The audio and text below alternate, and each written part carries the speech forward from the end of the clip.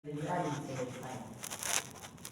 Dan juga teman-teman dari Musa ini kaumnya tidak ada yang berani mengatakan bahwasanya dia lebih mulia atau lebih alim dari Musa alaihissalam. Ya. Jadi setelah itu ada sedikit teguran Allah Subhanahu Wa Taala. Ya. Bahwasanya wahai Musa, sesungguhnya aku punya seorang hamba, ya, yang lebih pengetahuannya dari kamu. Dia berada di tempat ini, ya, yang ditunjukkan dalam riwayat Allah Subhanahu Wa Taala itu di sebuah dua pertemuan muara di dekat laut, ya. Di situ tempat Allah Subhanahu Wa Taala. Kemudian Musa ini bersama pembantunya, ya, karena merasa selain apa ini, masalah siapa orang ini. Makanya Musa melakukan perjalanan bersama dengan pembantunya. Ya, disebutkan di sini, ya, di tengah perjalanan, ketika dia beristirahat, dia melihat ikan. Kalau kita salah itu, ikannya berasal dari apa yang dia bawa sebagai bekal. Disebutkan dalam doa itu adalah ikan kering. Jadi ketika ikan kering ini tidak sengaja jatuh ke air ini, ya, disebut pestanya Musa. Tiba-tiba ikan ini hidup kembali, ya. Jadi ikan kering ini yang setelah dimakan jatuh ke air. Pas jatuh ke air ini kirim langsung ikan, ya. Jadi pembantunya ini merasa heran, tapi belum mengatakan kepada Musa alaihissalam. Karena ketika Musa terbangunnya ketika istirahat, pembantu ini mengatakan bahwasanya tadi ada sesuatu menggerakkan. Bekal kita itu yang ikan kering yang kita bawa sudah sengaja terjatuh di dalam air. Dan ternyata ketika jatuh di dalam air sudah sesuatu yang aneh. Ikan asing ini, ya, ternyata hidup di air itu. Jadi menjadi setelah itu Musa mengatakan ini di tempat ikuti nih ikan itu. Inilah yang dinamakan air kehidupan. Ya. Disebutkan dalam hadis seperti ini. Disitulah Musa alaihissalam bertemu dengan seorang hamba yang mulia yang dikatakan tadi Nabi Khidir, ya. Nabi Khidir ini, ya, seorang nabi. Ya. Di pertemuan beliau ini, ya, disebutkan dalam ayat ini, ya, banyak sekali, ya, hal-hal yang gaib, ya, yang ditunjukkan oleh Nabi alaihissalam kepada Nabi Musa alaihissalam. Nabi Musa ketika bertemu Nabi Khidir ini, dia tahu bahwa ini dikatakan oleh Allah Subhanahu Wa Taala. Dia ingin berilmu kepada Nabi Khidir, ya. Karena Allah mengatakan ada nanti hamba yang akan saya pertemukan dengan kamu, ya. Dia itu lebih hebat ilmunya dibanding, ya. Dia lebih alim dibanding kamu. Hanya ketika bertemu Nabi Musa ini, ya, ingin menjadi mutarab, ya, ingin menjadi murid, ya, dari Nabi Khidir alaihissalam. Tetapi Nabi Khidir mengatakan, ya, di sini disebutkan dalam ayat ini, ya, perkataan Nabi Khidir itu bahwasanya, ya, qala innaka lan tastati'a ma'iya sabra. Artinya, engkau tidak akan mampu bersabar bersama aku, ya. Nabi Khidir mengatakan, aku bisa menerima sebagai murid, mengikuti saya, tetapi ada persyaratannya, ya. Engkau tidak akan mampu sabar kalau bersama dengan saya. Musa alaihissalam mengatakan, insyaallah sabirun ahsina ta'un. Saya akan sabar kalau apa yang kau lakukan. Ya. Jadi Musa ini berjanji akan sabar mengikuti Nabi Khidir. Dan Nabi Khidir mengatakan pula, ketika saya melakukan sesuatu wahai Musa, tidak usah engkau bertanya, akan saya lakukan, ya. Tidak usah terlalu berpikiran sekarang. Saya mau, dia mau apa yang saya lakukan, ya, nanti kamu tidak usah berkata-kata apa, tenang saja dan sabar. Dan tentunya kau yang menaikkan seperti amalnya. Engkau tidak akan mampu sabar pasti. Jadi Musa ini semakin penasaran. Kira-kira apa yang akan dilakukan oleh Nabi Khidir? Kira-kira apa yang akan dilakukan oleh Nabi Khidir ini? Sehingga saya katakan saya tidak akan mampu bersabar bersama. Kemudian berjalanlah mereka, ya, berjalan.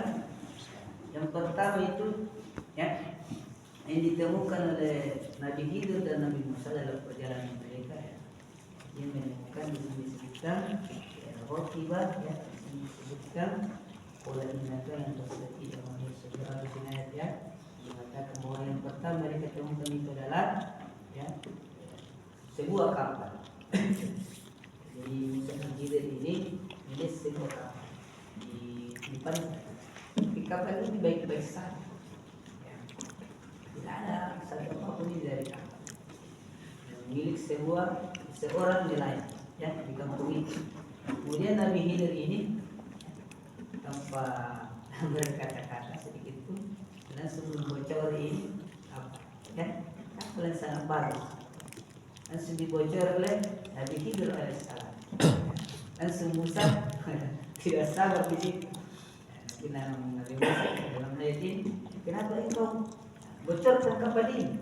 Ini kan milik nelayan, ya, milik nelayan. Apa dia pakai terjemah kalau kau bocor? Ini ya, tidak ada masalahnya dengan kamu. Kemudian Nabi Khidir mengatakan di dalam ini, ya, saya sudah bilang dari tadi persyaratan kita tak. Kalau kita mau berilmu sama saya, diam, sabar. Ya, kau bilang-bilang apa-apa kalau saya lakukan sesuatu. Musa pada waktu itu saya, jadi persyaratannya begitu. Jadi Musa sabar, ya. Saya tidak akan ulangi lagi kedua kali, insyaallah. Saya tidak akan ulangi, saya akan bersabar. Ya. Kemudian setelah itu mereka berjalan lagi, ya. Di tengah perjalanan ya, disebutkan dalam hadis yang panjang tadi ya, di pinggir pantai juga ya, ya mereka dipertemukan dengan seorang anak muda ya, seorang anak muda. Kemudian Nabi Khidir ini yang dia lakukan dalam ayat ini, dalam riwayat dikatakan dia langsung tebas di kepalanya anak muda yang putus ya. Dalam riwayat juga dikatakan dia langsung cabut itu kepalanya. Nabi Khidir, sontak Nabi Musa lagi, tidak sabar di situ. Bilang Nabi Musa, kenapa kau bunuh anak yang tidak berdosa? Apa salahnya? Tidak ada dosanya sama kita, kenapa kau ini bunuh? Langsung lagi di situ Nabi Khidir mengatakan dalam ini, saya sudah bilang dia bilang, sabar ki, tak usah bilang-bilang apa yang saya lakukan, ya, tidak usah. Kemudian Nabi Musa meminta maaf lagi, minta maaf. Terakhir kalinya, saya tidak akan kata begitu lagi. Saya akan tetap sabar. Saya akan menjalani persyaratannya. Kemudian mereka berjalan lagi. Di pertemuan yang ketiga itu tiba di sebuah kampung. Ya, sebuah kampung ini dia melihat keadaan kampung itu di sana. Orang-orang sangat sombong. Ya, mereka yang biasanya kalau ada tamu orang dari luar itu kita terkadang disambut. Orang dari mana ya? Mau kemana Pak? Kan kita di sini. Sudah di sana tidak begitu. Ya, didatangi oleh Nabi itu dalam sini. Mereka sangat sombong. Bahkan di situ dia melihat sebuah rumah yang hampir roboh. Ya, berroboh ini rumah dan apa yang ditegur oleh Nabi Khidir, dia memperbaiki rumah ini bersama Nabi Musa alaihissalam. Setelah itu Nabi Musa mengatakan, kenapa kita tidak meminta upah? Ya, pada yang punya rumah ini, kita kerajaan yang punya rumah ini, kita kan semua memperbaiki rumah ini. Kita sekurang-kurangnya bisa minta upah kepada mereka.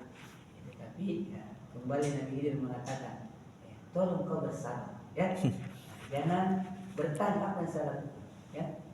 Inilah dalam hadis dikatakan oleh Rasulullah, seandainya Musa itu ya tidak banyak bertanya pada waktu itu, mungkin lebih banyak lagi hal gaib yang bisa ditunjukkan oleh Nabi Khidir kepada kita ya.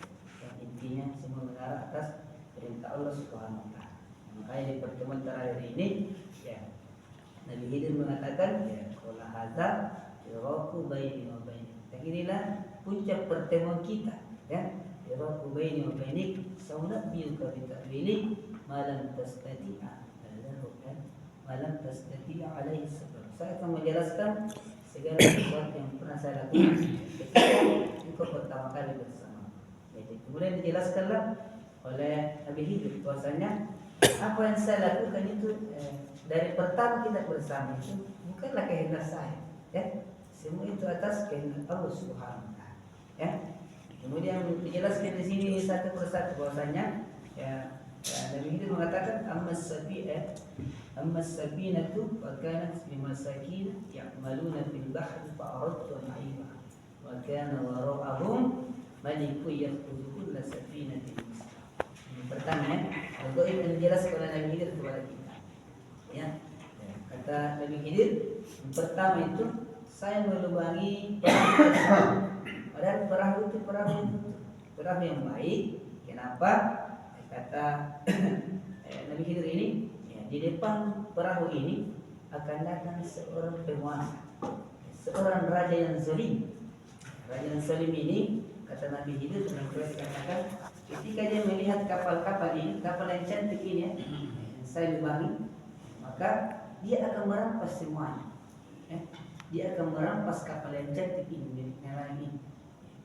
Ya. Makanya saya bocori supaya ketika dia melihat ini kapal yang bocor, ya, dan dia tidak jadi merampas kapal tersebut. Ya.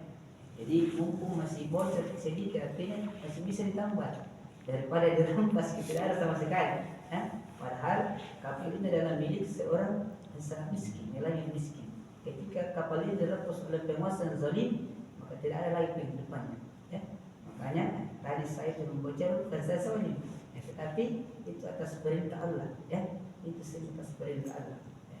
Daripada dirampas ke sama penguasa yang zalim ini, kapal milik nelayan miskin, maka lebih baik saya bocor sedikit supaya tidak jadi dirampas karena bocor. Dan pemiliknya nelayan miskin bisa menambah sedikit ini ya, yang bocor, kemudian bisa digunakan lagi kembali ya. Kemudian yang kedua ya, dijelaskannya seorang budak yang dibunuh oleh Nabi Khidir dan sudah tewas kepalanya. Nabi Khidir menjelaskan di sini ya, wa ammal gulam ya. Gulam, jadi gulam ini adalah kalau dalam bahasa Arab ya, disebutkan kalau kata-kata gulam itu anak di bawah 17 tahun ya. Berarti kalau anak ini yang dibunuh berarti di bawah 17 tahun ya. Karena mengatakan kata gulam. Ada juga dalam dikatakan yang menai ya. Kalau yang menai itu yang masih anak-anak ya. Masih anak-anak yang menai. Kalau gulam itu sudah beranjak hampir mencapai balik ya, dewasa di bawah 17 tahun, sekitar 15 atau 16 lah. Kalau sekarang itu ya, mau masuk SMA ya, seperti itu. Ini yang dibunuh oleh Nabi Khidir alaihissalam. Langsung ditebas kepalanya. Ya. Ini yang dijelaskan oleh Nabi Khidir di sini, wa ammal gulamu fakana abawahu mu'minaini wa khashina. Artinya anak muda ini punya orang tua yang sangat soleh. Ya. Ibu bapaknya orang yang soleh. Tetapi anak muda ini adalah anak muda yang kafir. Kafir kira anak muda. Kata Nabi Khidir. Kemudian dijelaskan lagi ya, bahwa khashina ya, di sini dijelaskan bahwasanya mukminin khashina ayyuhu Muhammad subhanahu wa ta'ala.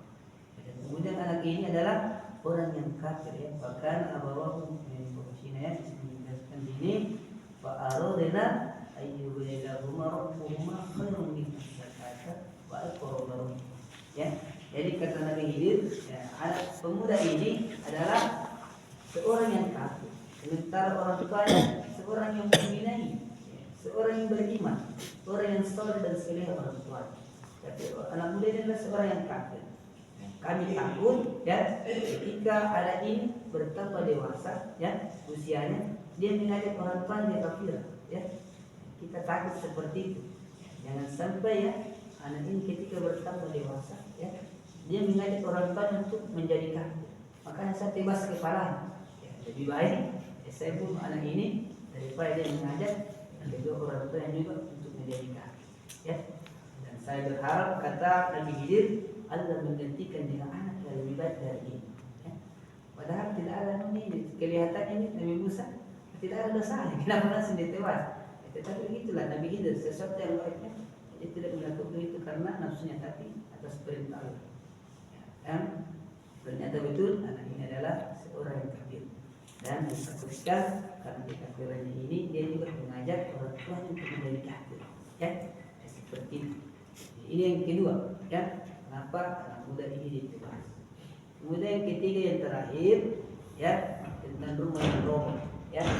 Kenapa Nabi Hidir dan Nabi Musa ini membangun kembali rumah yang roboh ini. Padahal di situ banyak warga, banyak warga yang harusnya membantu membangun rumah ini. Tetapi tidak ada yang mau membantu. Kemudian dijelaskan oleh Nabi Hidir di situ bahwasanya wa ammal jidaru kana digulamain yatimain. Di dalam rumah itu sebenarnya ada harta anak yatim. Di dalam rumah ini adalah peninggalan orang-orang soleh.